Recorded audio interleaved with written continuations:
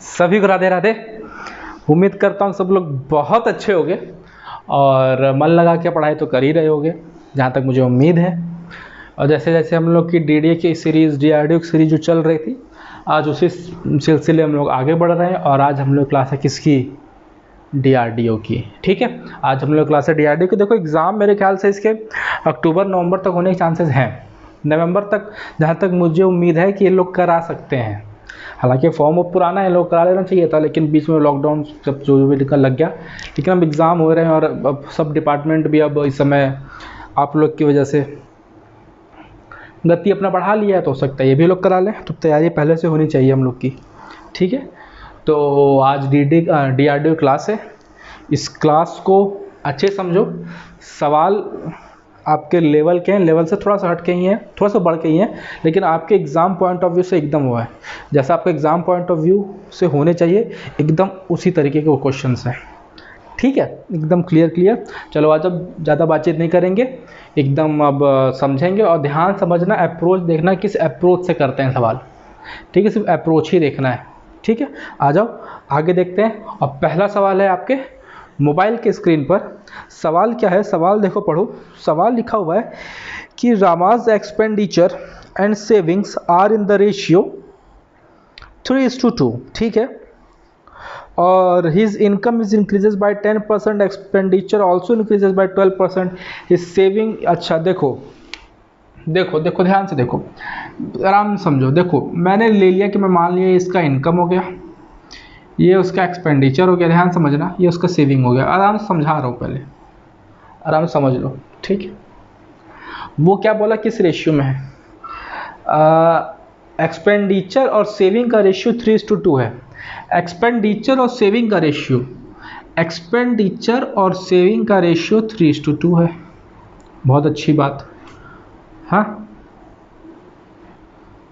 अगर एक्सपेंडिचर वो 3 रुपये कर रहा है, खर्चा वो 3 रुपये कर रहा है और बचा वो 2 रुपये रहा है, इसका मतलब उसकी इनकम 5 रुपये होगी। तो सिंपल सी बात है, मैं जितना खर्चा कर रहा हूँ और जितना बचा रहा हूँ, उसका मतलब वही मेरी इनकम हो गई। ये इस रेशियो में हो गया। अब वो बोल रहा है कि इसको 10% बढ़ाओ, इसको 12% बढ़ाओ, तो बताओ ये कितना परसेंट बढ़ा? अब मेरी बात यहाँ ध्यान समझो कि अगर मैं इसका 10% तो निकल जाएगा, इसका 12% निकल जाएगा, लेकिन पॉइंट में आएगी कहानी। अब आप इसको 300 ले लो, इसको 500 ले लो, इसको 200 ले लो, आपके ऊपर है। आप 30 भी ले सकते हो, 50 भी ले सकते हो, 20 भी ले सकते हो। सिंपल सी बात। वो बोला है कि मैं एक्सपेंडिचर को मैं कितना परसेंट बढ़ा रहा हूँ? 10% से बढ़ा रहा हूँ। मैंने 10% बोला है ना। इनकम को 10% से, एक्सपेंडिचर को 12% से। तो अगर मैं इनकम को 10% से मैं बढ़ाऊँ, अगर मैं इनकम को 10% से बढ़ाऊँ, तो इसका 10% हो जाएगा 5 रुपये, और इनकम मेरी है कितनी? 55 और 55। और एक्सपेंडिचर को कितने परसेंट से बढ़ाना है? 12% से। तो 12% कितना हो जाएगा इसका? और 33.6, 33.6।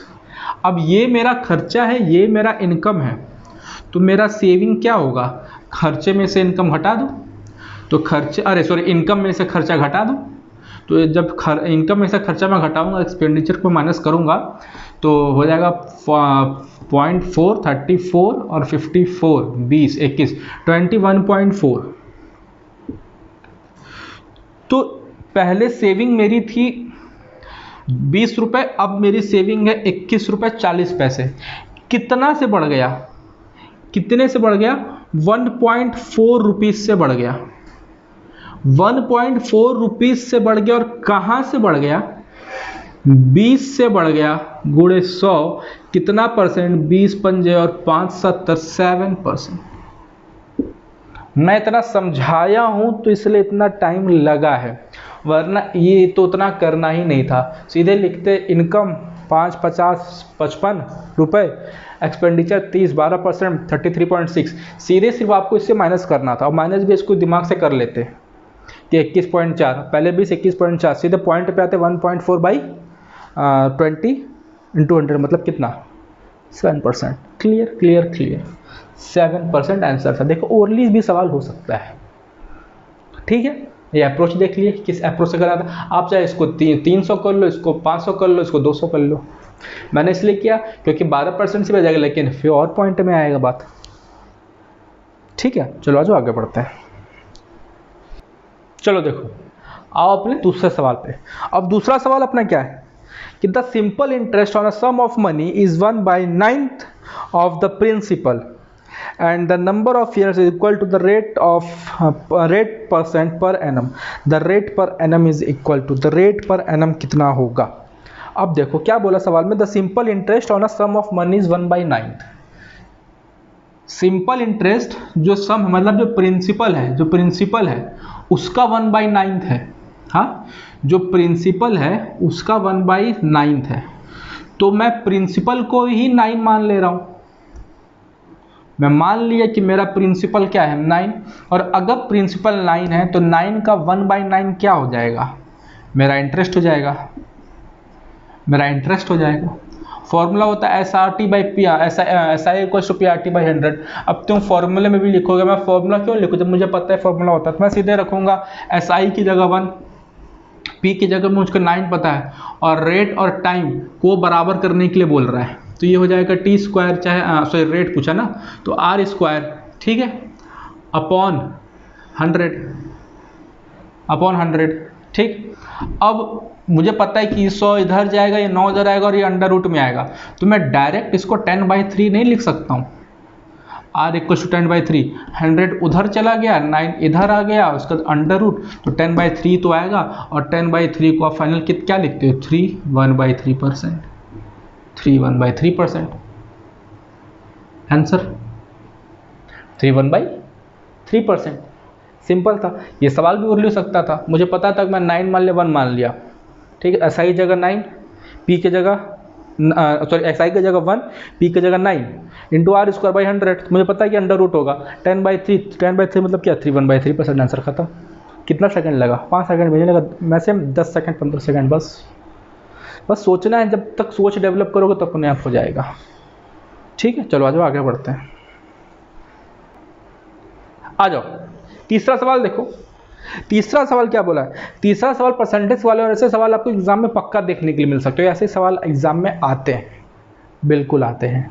ठीक है, सीधा देखो, लिखा है कि A sells an article to B at a profit of 20%, B sell it to C at a profit of 25%, and C pays 2000 रुपये।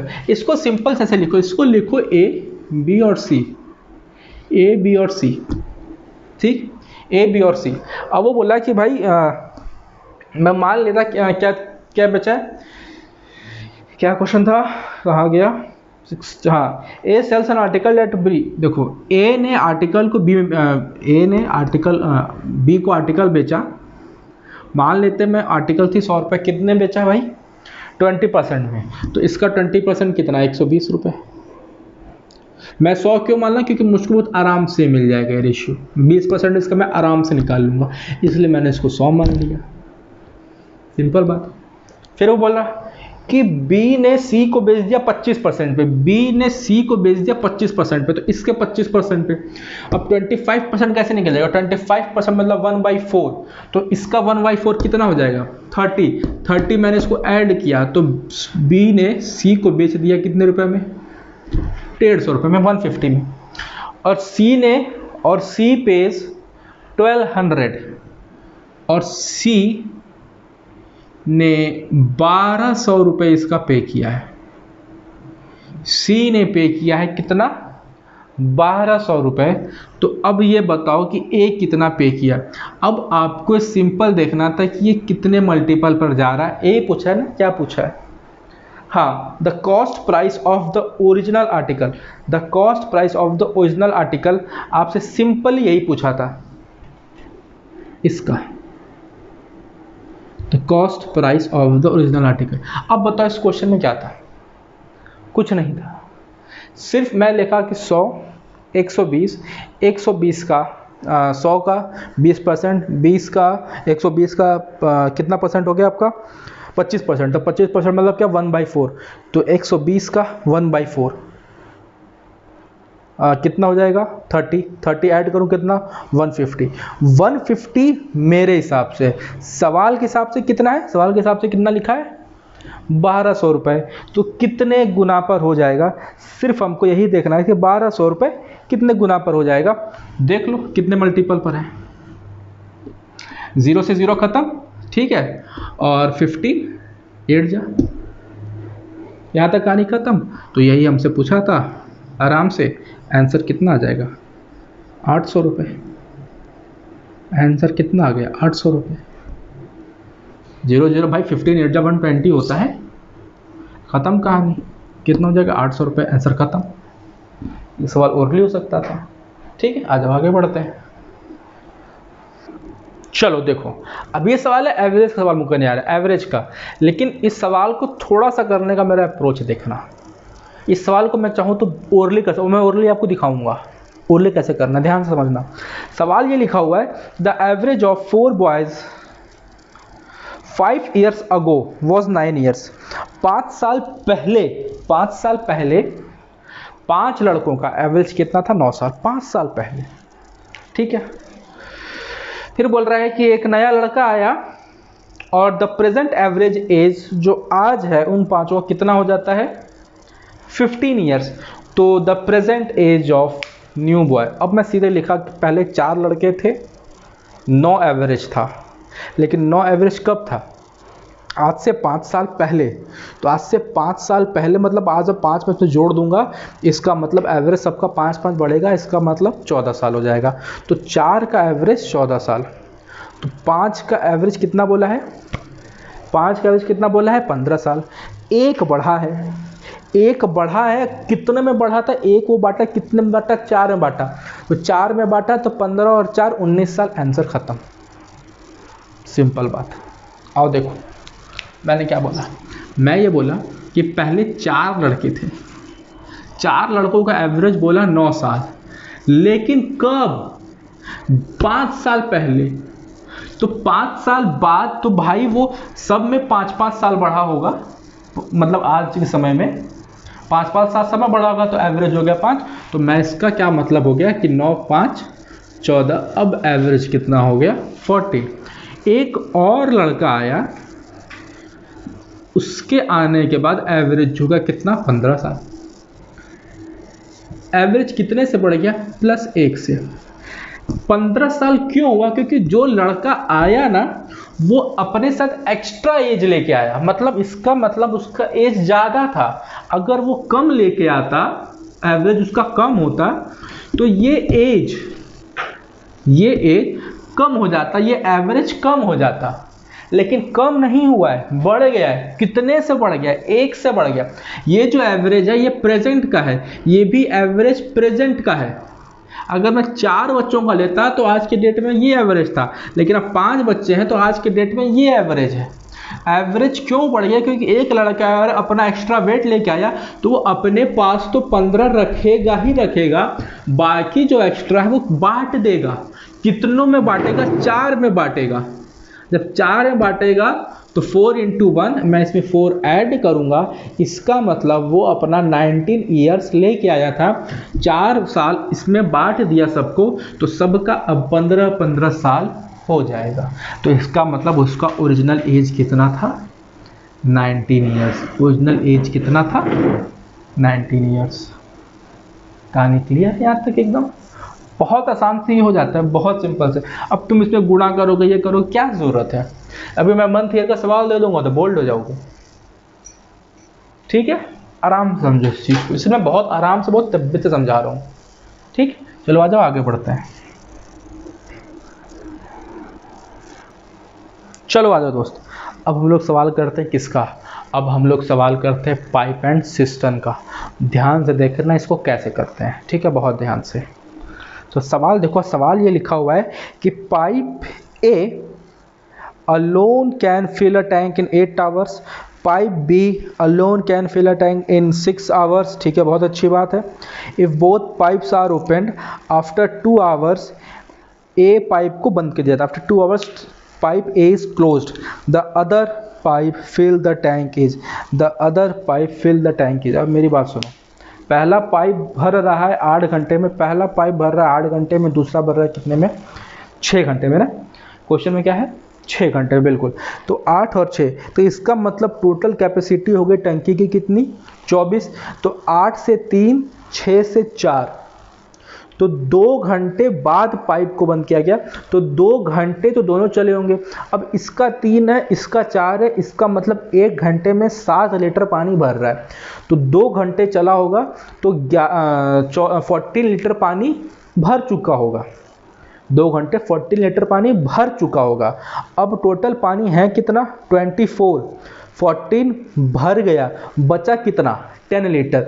अब इस 10 लीटर किसको भरना, कौन सा पाइप बंद किया गया है, पाइप ए को बंद किया गया है। तो पाइप बी की कैपेसिटी कितनी थी, पाइप बी कैपेसिटी है कितना था, 6, 6 24 4, ठीक। तो 10/4, 10/4 मतलब कितना, 2.5 आवर में टंकी फिल हो जाएगी, कहानी खत्म। देखो कितना प्यार से ओरली हो गया सवाल, बहुत ओरली हो गया, ठीक है। आ जाओ ध्यान से देखो, अगर बोल रहा क्या क्या बोल रहा है, पाइप ए भरता है 8 में, पाइप बी भरता है 6 में। ए भरता है 8 आवर्स में, बी भरता है 6 आवर्स में। अगर दोनों की कैपेसिटी कितनी होगी, 24, तो ये जाएगा 8 3 बार, मतलब ये 1 घंटे में 3 लीटर भरेगा, ये 1 घंटे में 4 लीटर भरेगा। तो अगर मैं दोनों को बता दूंगा तो ये 1 घंटे में 7 लीटर भर जाएगा। लेकिन ये दोनों 2 घंटे चले हैं, इसका मतलब ये 14 लीटर फिल हो गया, टोटल था 24। तो अब ये 10 लीटर रिमेनिंग बच गया। अब पाइप ए तो बंद हो चुका है, बचा पाइप बी, इसको भरना है। ये 1 घंटे में 4 लीटर भरता है, तो 10/4 पूरा भरना है, बचा कितना, 2.5 आवर्स में वो पूरा भर देगा, ठीक है। मिनट है, आवर्स है, हाँ आवर्स है। 2.5 आवर्स में टंकी भर देगा। अरे 5/2, 5/2 मतलब 2.5, क्लियर बात। चलो आज आगे बढ़ते हैं। आ जाओ दोस्त, अब हम लोग सवाल देखते हैं एवरेज का। एवरेज सवाल है। अब जिस अप्रोच से हम लोग वैसा किया था ना, अब उस अप्रोच को फिर से देखना, सो कैसे करते हैं, ठीक है। बहुत आराम से, बहुत प्यार से समझा रहा हूँ, इसलिए बहुत धीरे धीरे क्यों समझा रहा हूँ कि कॉन्सेप्ट एक एक पॉइंट दिमाग में बैठ जाए, बस इतना धीरे धीरे समझाने का मेरा मकसद ही है। वरना इतनी धीरे स्पीड मेरी नहीं है, आप भी जानते हो, जितने बहुत आराम से समझा रहा हूँ, ठीक है। आप आराम समझते हैं। सवाल ये है, the average weight of 5% seating in a boat 38 kg, ठीक है। The average weight of boat and the person seating in 52 kg। अब देखो मेरी बात, कितने लोग हैं, 5 लोग। 5 लोग का एवरेज, 5 लोग का एवरेज 38 ईयर्स दिया हुआ है, सॉरी 38 kg दिया हुआ है, 38 kg। अब बोल रहा है कि अगर मैं 5 आदमी और 1 बोट, तो मैं बोट को ही आदमी ले लेता हूं, मैं मान लेता हूं कि 6 लोगों का वेट, 6 लोगों का वेट कितना बोल रहा है वो सवाल में, 52 kg। अब ये 52 kg क्यों हुआ, क्योंकि ये एक नया आदमी ऐड हो गया। अब इसको चाहे आदमी कह लो, चाहे बोट का वेट कह लो, नाव का भार कह लो। ये एवरेज 38 से 52 क्यों बढ़ा है, क्यों बढ़ा है, 14 बढ़ा है, क्यों बढ़ा है, क्योंकि एक नया आदमी और आया है, एक नया बोट का मैंने वेट इसमें जोड़ दिया, 5 से 6 हो गया। अब ये 14 बढ़ा, तो अब ये बंदा अपना तो 52 रखा ही रखा होगा, बाकी जो एक्स्ट्रा था वो बांट दिया होगा। बाकी एक्स्ट्रा कितने में बांटा होगा, वो 5 में बांटा होगा, क्योंकि भाई अपना तो इतना रखेगा ही रखेगा। एवरेज मतलब क्या होता है, इक्वल डिस्ट्रीब्यूशन, कि अगर मैंने कुछ एवरेज मान लिया तो सबके पास मैंने एक एक यही चीज नंबर मैंने मान लिया कि सबके पास इतना इतना रुपए होगा एवरेज। तो इसका मतलब 6 का 52 ये हो गया। इसका मतलब अब 6 का 52 ये है, अपने पास तो 52 रखा ही रखा, जो एक्स्ट्रा वेट था उसने सब में बांट दिया। तो कितना बांट दिया, 70 बांट दिया, 70 बांट दिया। इसका मतलब 52 उसका वो प्लस 70, तो उसका वेट नाव का कितना हो गया, 122 kg। नाव का वेट कितना हो गया, 122 kg आंसर है। देखो कितने प्यार से हो रहा है, कोई कैलकुलेशन नहीं। तुम इसको गुणा करोगे, तुम इसको गुणा करोगे, माइनस करोगे, कर लोगे, आसान है। लेकिन जब नंबर डिफिकल्ट, और ये अप्रोच पूरे एवरेज के सवाल में लगेगा, पूरे एवरेज सवाल में, चाहे आदमी आए, चाहे आदमी जाए, चाहे कुछ भी हो जाए, और चाहे 1 बढ़ रहा हो, चाहे 2 बढ़ रहा हो, चाहे 10 बढ़ रहे हो, सारे सवाल कराऊंगा, बहुत आराम से हो जाएगा। ठीक है, आज अब आगे बढ़ते हैं। चलो आ जाओ दोस्त, हम लोग देखते हैं अपना अगला सवाल।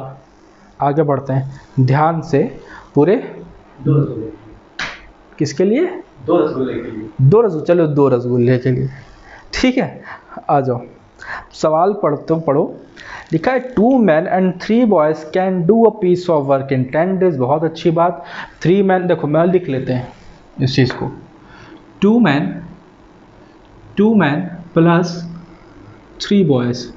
ठीक है, 2 men प्लस 3 boys कितने दिन में काम खत्म कर रहे हैं? 10 दिन में। बहुत अच्छी बात है। फिर बोल रहा है कि 3 men और 2 boys, 3 men और 2 boys कितने दिन में काम खत्म कर रहे हैं मेरे भाई? 8 दिन में, 8 डेज में, 8 डेज में। फिर हमसे क्या पूछ रहा है कि बताइए 2 आदमी और 1 बॉयज काम कितने दिन में ख़त्म करेगा? 2 men प्लस 1 बॉय उस काम को कितने दिन में ख़त्म करेंगे? अच्छी बात है। अब पता है मैंने इस पोर्शन को तो लिखा तुमको समझाने के लिए, वरना मैं इस पोर्शन को नहीं लिखता, मैं सीधा ये लिखता कि 20m, मैं लिखता 20m 30b इक्वल्स टू 20, मैं सीधे यहाँ लिखता, पता है क्या, देखो 20m 30b में से इंटू कर देता, फिर यहाँ लिखता 8 से इधर इंटू 24m प्लस 16b, बस मैं इसको माइनस कर लेता डायरेक्ट, मैं डे बराबर कर लेता 1 डे। देखो मैं समझा रहा हूँ कि मैं क्या करता, और समझा रहा हूँ, देखो देखो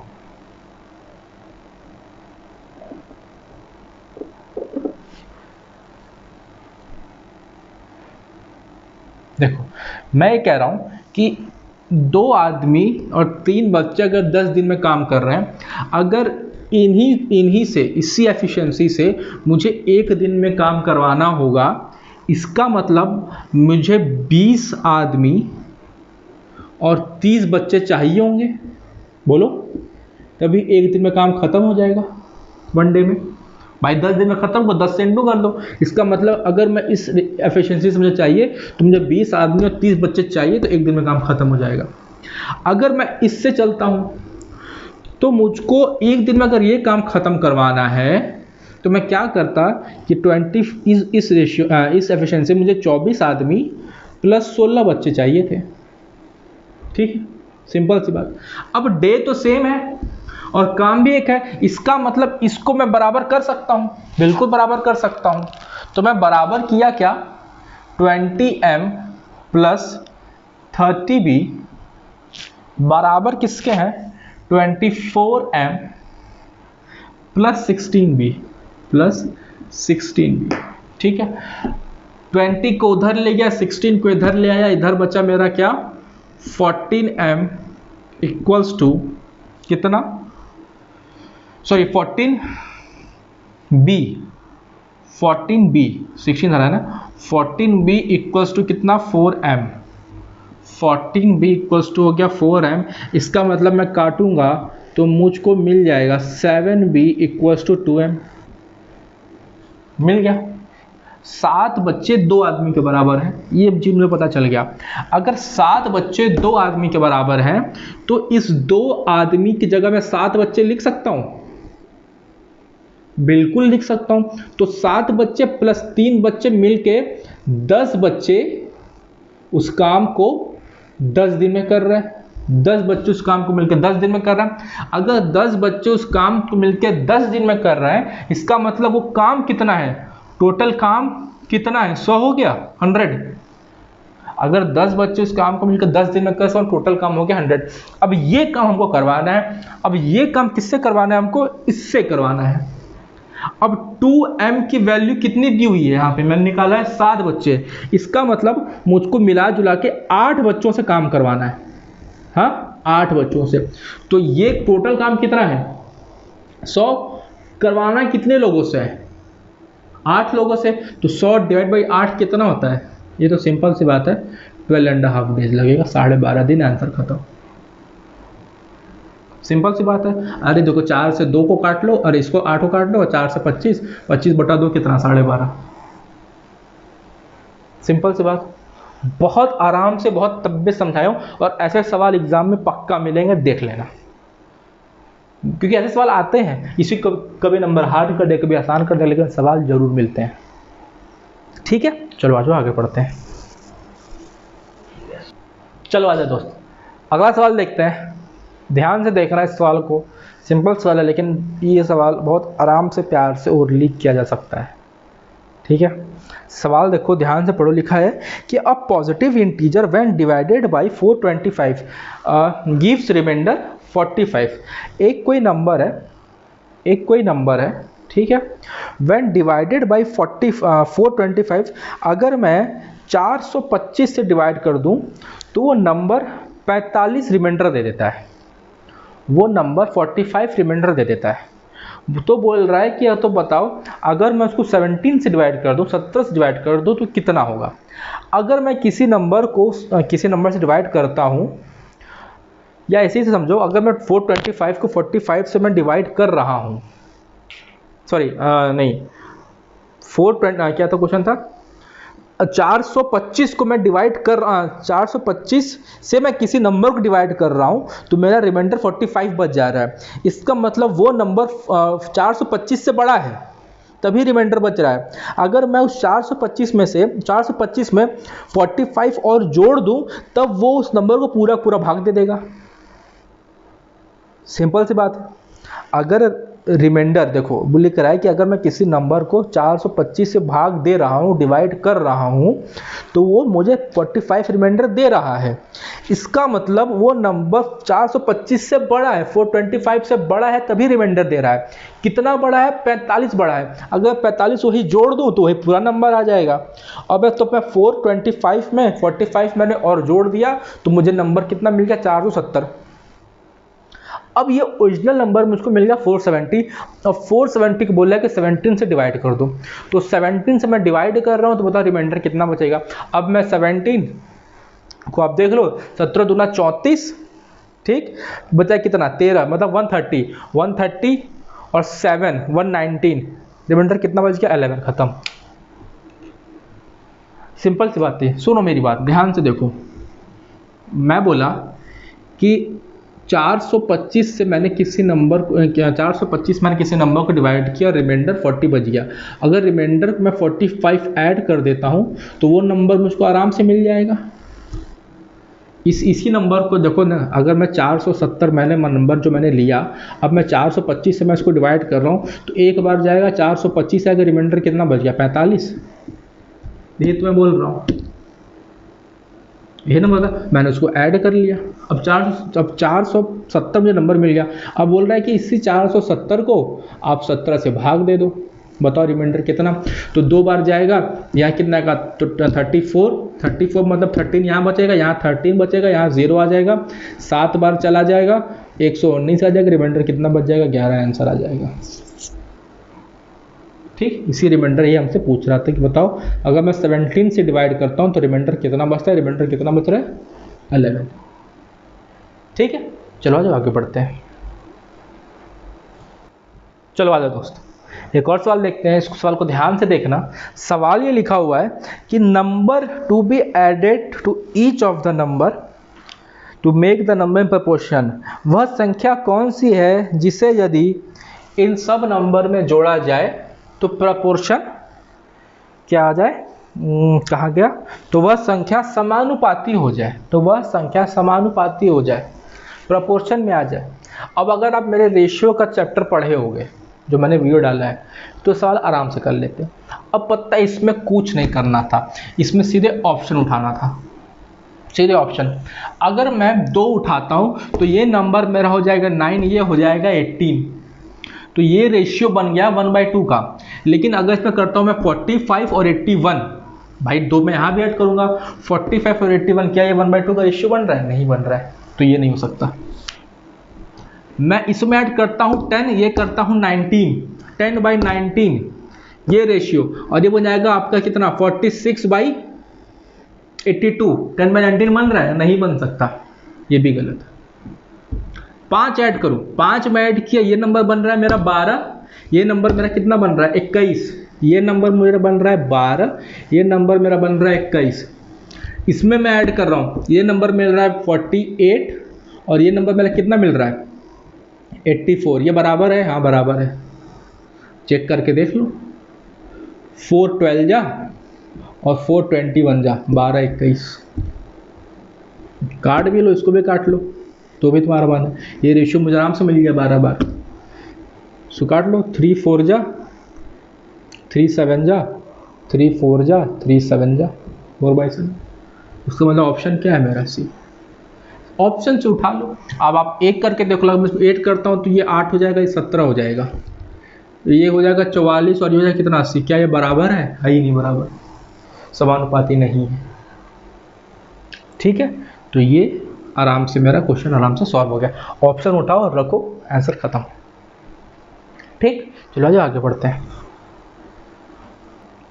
चलो आ जाओ दोस्त, एक सवाल है आपका प्रॉफिट और लॉस पर है, ध्यान से देखना। और ये ऑप्शन देख लो, अब ये ऑप्शन GL समझ डालना, ये गेन है, ये लॉस है, ये गेन है, ये लॉस है। ठीक है, हालांकि क्वेश्चन तो आपकी स्क्रीन पे आ ही रहा होगा, आप उसको ध्यान से देख लेना। और सवाल पढ़ते हैं। देखो सवाल में लिखा हुआ है कि एक रमेश काका है, Ramesh bought 10 cycles for ₹500 each. ठीक है, he spend ₹2000 on the repair of all cycle.